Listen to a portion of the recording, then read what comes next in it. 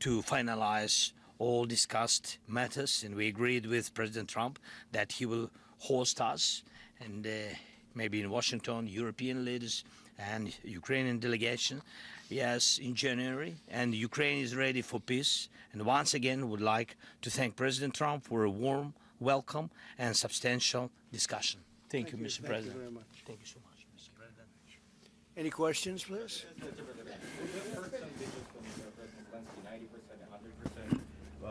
The U.S.-Ukraine security guarantees, what number are we at right now? Well, I think look, you can say 95%, but I don't like to say percentages. I just think we're doing very well. We could be very close. There are one or two very thorny issues, very tough issues, but I think we're doing very well. We made a lot of progress today, but really we've made it over the last month. This is not a one-day process deal. This is very complicated stuff, but I think when the president says 95, I think, could be close to 95%. Yeah, please, behind you. Mr. President, have you agreed on the so-called free trade zone on Donbass? How to separate the sites? How to make the separation line? Who will be responsible? The word agreed is too strong. I would say not agreed, but we're getting closer to an agreement on that, and that's a big issue. Certainly, that's one of the big issues, and I think we're closer than we were. Probably it's unresolved, but it's getting a lot closer. That's a very tough issue, but one that I think will get resolved. Yeah, please. We are receiving some mixed signals coming from Moscow, even after you spoke with President Putin. Can you assure us that you have received written or any formal response from them? Well, what was the issue? You have to tell me. What did they say? They are telling that Ukraine has to give up Donbass. Just a very recent statement coming out. Well, that's what they've been asking for, and there's a dispute about that, so they're going to have to iron that out. That's an issue they have to iron out. But I think it's moving in the right direction. Or delay the solution or peace agreement that you try to achieve. If something doesn't happen? You mean if something doesn't happen? Yeah, go ahead. May I ask? No, go ahead. You were going to finish your question. Will there be any step that the United States be prepared? Well, we'll see. Look, we'll see. But I don't want to talk about that because I think we're getting pretty close. Yes, please. Please.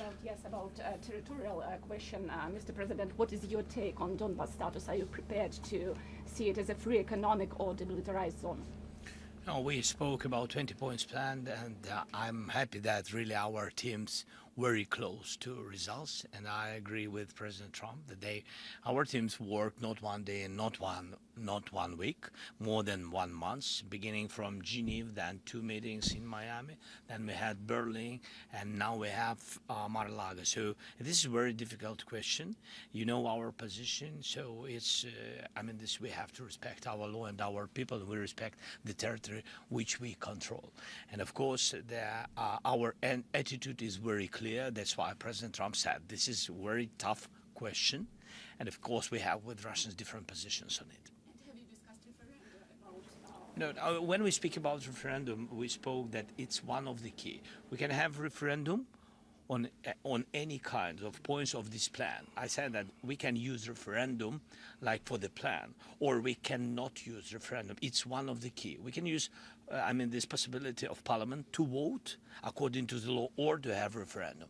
It doesn't matter. This referendum, if the plan will be very difficult for our society, very difficult, of course our society has to choose and has to vote because it's their land, the land not of one person, it's the land of our nation for a lot of generations.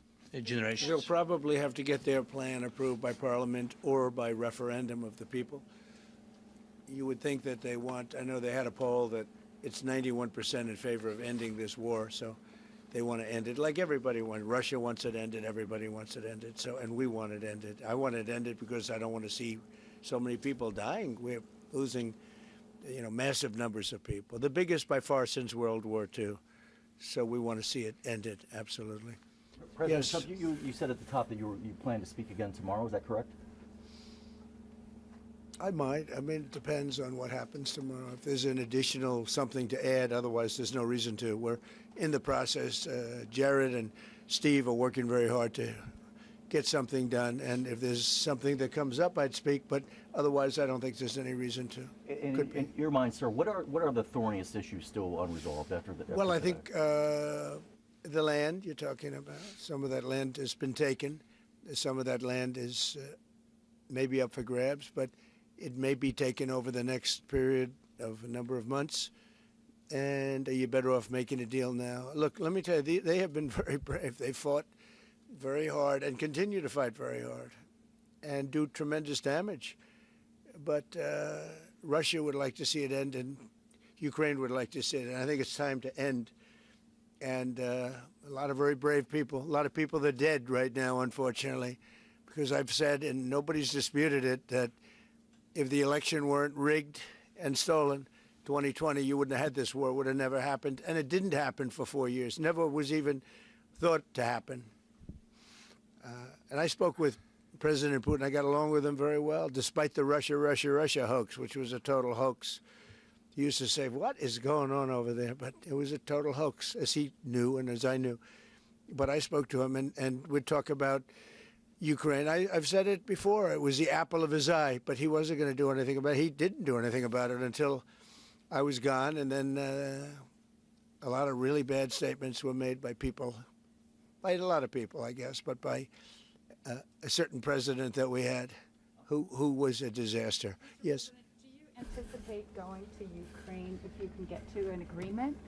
And I know I'd you have no said problem earlier, with doing it. You know, I have no problem with doing it. We don't anticipate it. Would like to get the deal done and not necessarily have to go.